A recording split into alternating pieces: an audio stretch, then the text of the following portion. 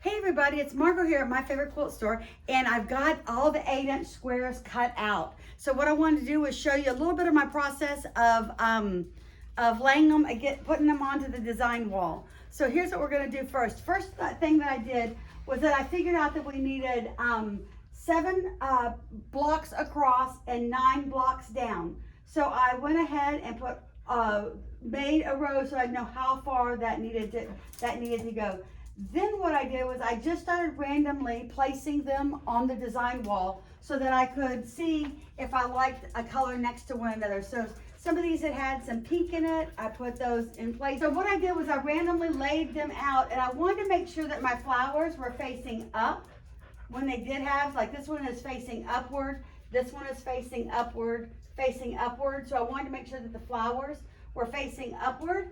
And then what I also wanted to do was to kind of tie them together, but like this has some pink and this has some pink, purple. So this one has some pink on it, so I put the pink side over here. I could even flip this if I wanted to make it where it had more pink next to it. Because this is kind of a block that isn't a complete fussy cut flower. Then I tried to spread out the whites and the lights throughout the quilt so that we had an overall nice effect of them. I did use less of this all green. I fussy cut the ones that had the more purple in them. Here's one that had more green in it. I did find that I liked to fussy cut the ones that had more purples and blues in it than the greens. So what we did was I laid it out up here, and then I stood back from it a ways back, because what you want to do is be able to see if you have 2 blocks that are alike together. I did have 2 of these way too close together, so I had to move them around.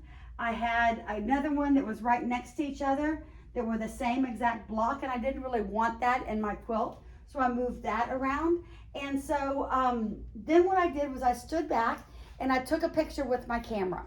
I took my phone out and took a picture, because that really gives you an idea of if your colors are spread out all over the quilt or not. So anyway, that's how I laid it out. I hope this helps you. If you have some specific questions, let me know. But I'm going to just lay this out first, and now the second step is I'm going to sew this all together and make this portion of the quilt, and then we'll come back and lay out the 4 1/4 inch blocks around it to make the rest of the quilt, because I thought it would be too much to have all the 4 1/2 inch squares around it to work with at the same exact time. So I'm going to sew this together next, and then we're going to come back and show you the process of sewing it. So I hope you enjoy this. Happy sewing.